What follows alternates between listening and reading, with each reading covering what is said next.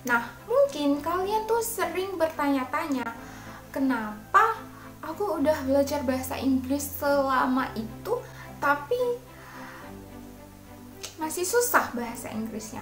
Bahkan udah belajar dari SD loh bahasa Inggris, kok sekarang belum bisa? Nah, di video kali ini aku bakalan share tentang 7 kesalahan dalam belajar bahasa Inggris. So, kalau kalian pengen tahu apa aja 7 kesalahan itu, tonton video ini sampai habis dan jangan lupa untuk subscribe channel ini dan nyalain tombol loncengnya. Aku hitung dari 5, 5, 4, 3, 2, 1. So without further ado, let's get started.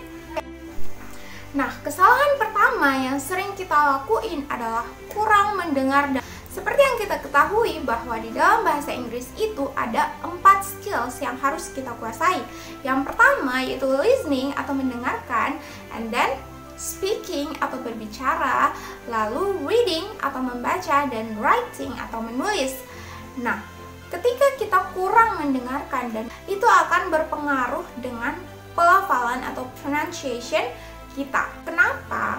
Karena kita jarang mendengarkan pengucapan atau pelafalan kata-kata bahasa Inggris, sehingga outputnya ketika kita speaking, ketika kita berbicara, pronunciation-nya tidak terlalu bagus. Nah, ditambah lagi kalau kita kurang mendengarkan, kita akan susah mengerti ketika kita mendengar orang lain ngomong bahasa Inggris. Jadi mungkin kita bisa mengerti kalau membaca tulisan, tapi kita tidak mengerti ketika bahasa itu diucapkan, ketika kita menghadapi spoken language, bukan written language. Selanjutnya, kurang membaca. Kurang membaca ini dapat berpengaruh terhadap spelling. Spelling itu kayak kalau pronunciation tadi kan pelafalan. Kalau spelling itu ejaan. Misalnya kalau close. Close itu ejaannya C-L-O-S-E,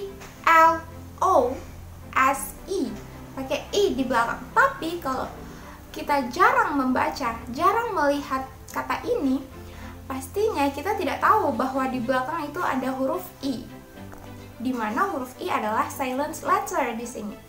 Nah, kurangnya membaca juga dapat berpengaruh dalam kemampuan grammar kita. Kenapa? Nah, karena kalau di spoken language kita tidak langsung tahu grammarnya tuh, struktur bahasanya tuh seperti apa. Tapi kalau di written language atau di sebuah teks bacaan, kita bisa langsung tahu struktur kalimat. Jadi kalau kita terbiasa membaca, terbiasa melihat struktur kalimat tersebut, pasti kalau kita disuruh nulis, grammarnya bakalan bagus. So, rajin-rajinlah mendengarkan dan membaca. Nah, yang kedua yaitu kurangnya rasa ingin tahu. Kenapa kita harus punya rasa ingin tahu? Sebenarnya bukan hanya dalam belajar bahasa Inggris. Belajar apa saja kita harus punya rasa ingin tahu.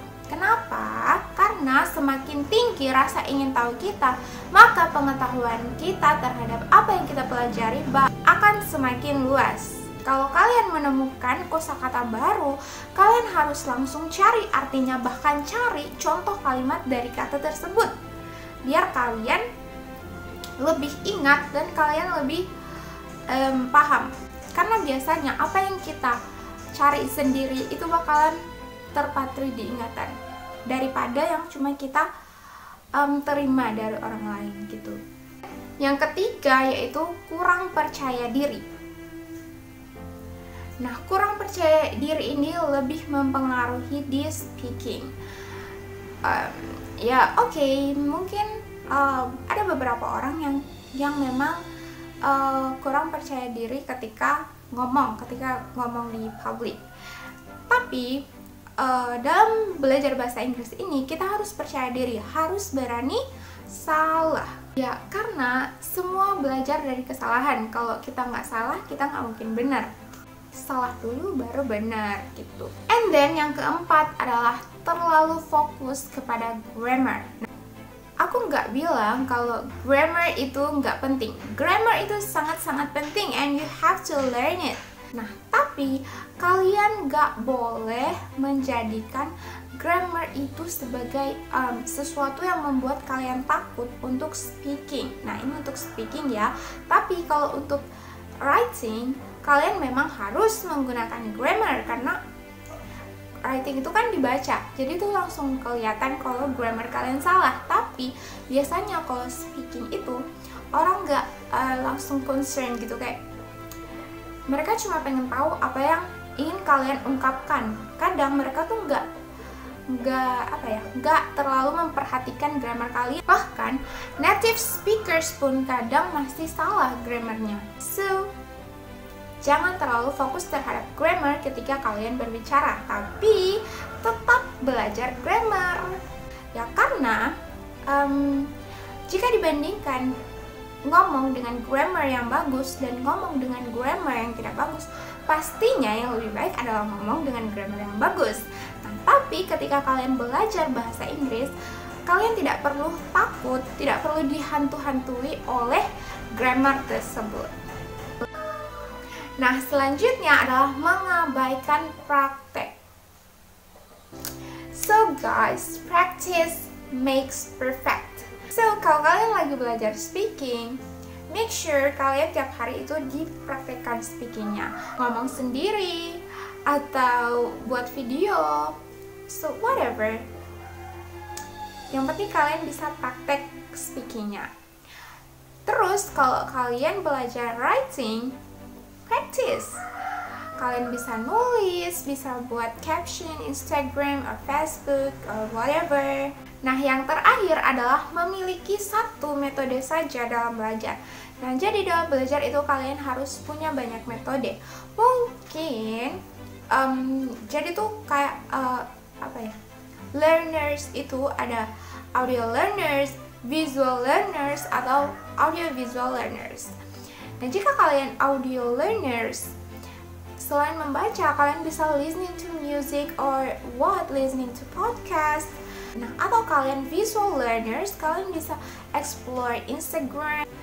Lalu kalau kalian audio visual learners yang suka gambar dan suka ada suaranya juga, so kalian bisa watching movie or watch my videos.